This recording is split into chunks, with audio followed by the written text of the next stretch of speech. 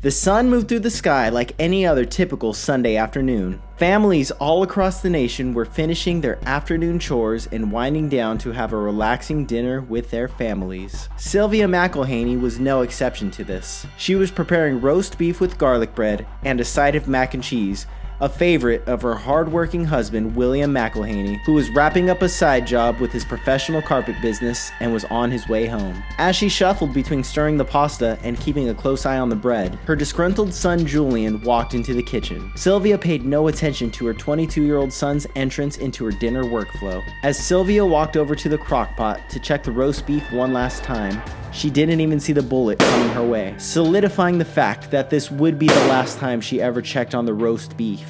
Ever. Julian McElhaney had just put a bullet into his own mother, the woman who had brought him into this world, effectively murdering her in cold blood. Just then, a now panicked Julian heard his father's van pull up into the driveway. In his shuffle and his desire to hide what he had just done, he ran outside, knowing what must be done. As Will got out of the van and walked towards the front door of the house he had been raising his family in for the past 15 years, his frantic son ran out of the house with a pistol brandished and pointed it at his shocked and terrified father. Having only seconds to react, Will McElhaney understandably turned around and attempted to run away, only to meet the same fate as the love of his life, Sylvia. Julian had just murdered both of his parents before proceeding to call 911 to confess to the brutal execution of his parents by merit of his own hands. While the details to the story may not actually be to 100% accuracy, there are some solid facts that lie within it. The people in it and the ending are all based in reality.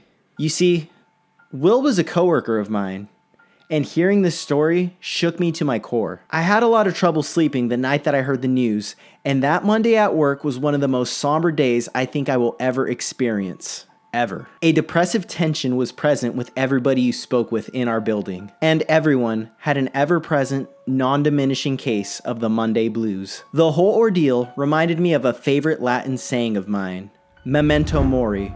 Remember that you must die. It is a philosophical concept often used by Stoics or those who practice Stoicism as a way to invigorate life, focus on your life's purpose, and to create meaning in your life. In thinking of Will's story, it's a constant reminder that every day really is a gift. And nobody truly knows their final day with their loved ones the day that they meet their maker. Every day is a new gift with limitless potential. Sure, your day job might feel like a waste of 8 hours of this gift of a day, but it's what needs to be done to take care of yourself, your livelihood, and your family. And if that's not enough to appreciate, then Memento Mori. Why aren't you doing everything in your power to start seizing the day? Whether you achieve your ultimate goal today, tomorrow, next year, or never, you should lay your head down for bed every night with utmost satisfaction and conviction, knowing you gave that day your all, and you probably couldn't have contributed any more of yourself to your purpose or your greater good, even if you wanted to.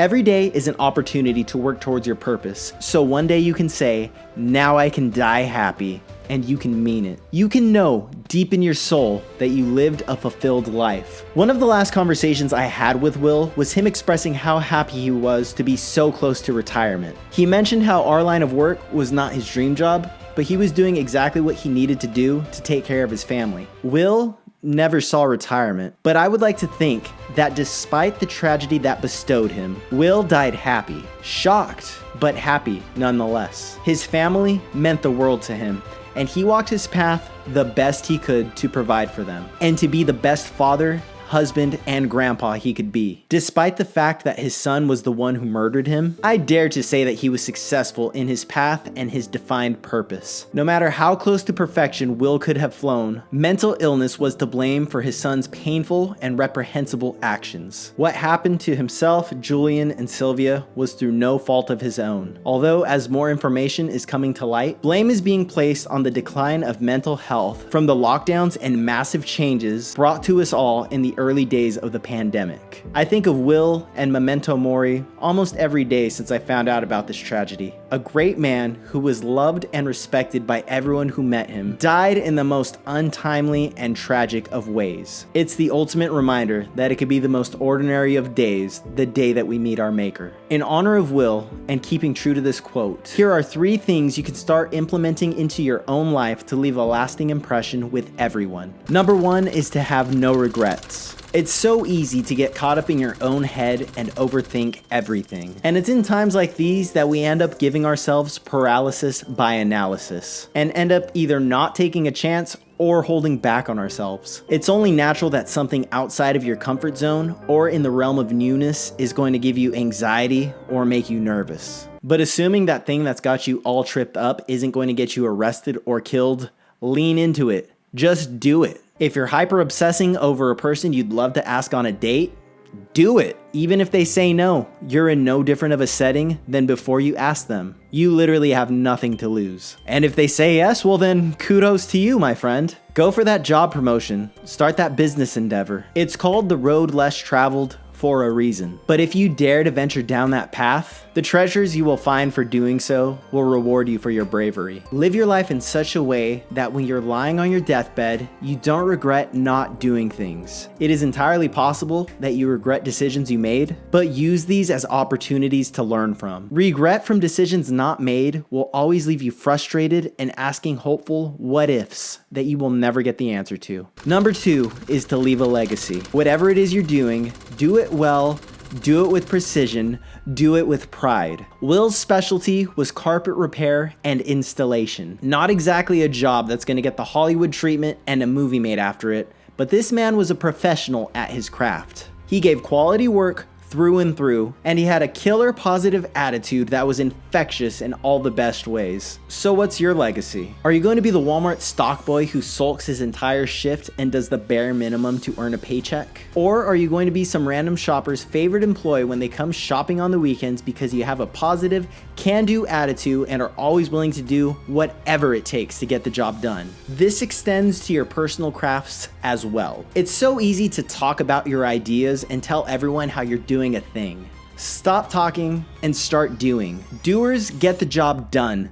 Doers leave a footprint behind them. Doers are the ones who are actually remembered for their tenacity to go against the grain and actually do. In today's day and age, more than ever, being a doer makes it so much easier to get ahead in life. Another unfortunate drawback to pandemic life is that on average, we've all gotten lazier. Use this as an opportunity to stick out from the crowd and start paving your path. People flock to passion, and if you pave your path diligently with passion, people will notice. Number 3 is to go first with positivity. Like I already said, attitude is infectious. Whether you are a total drag to be around or the life of the party, people are going to remember you for this. As a rule of thumb, it's good to remember that most people are afraid to go first at things. So be that person to go first. Be the first to be friendly. Be the first to introduce yourself. Be the first to ask questions or make suggestions in a group setting. It's a natural part of the human condition to be conservative and hang back to see if someone's going to take the lead on things. Maybe it's a defense mechanism or a subconscious desire to avoid blame if something goes wrong. Use this to your advantage. Be that positive attitude others see first. You'd be surprised how the universe starts plopping opportunities in your lap when you start acting this way. Since I've been approaching life with the go first mentality, I personally have noticed people are just generally more bright, bubbly, and happy when I come around than they previously were. And my name is brought up much more in conversation when it comes to opportunities to be a part of new projects or a part of events that I previously wouldn't have been. A path of positivity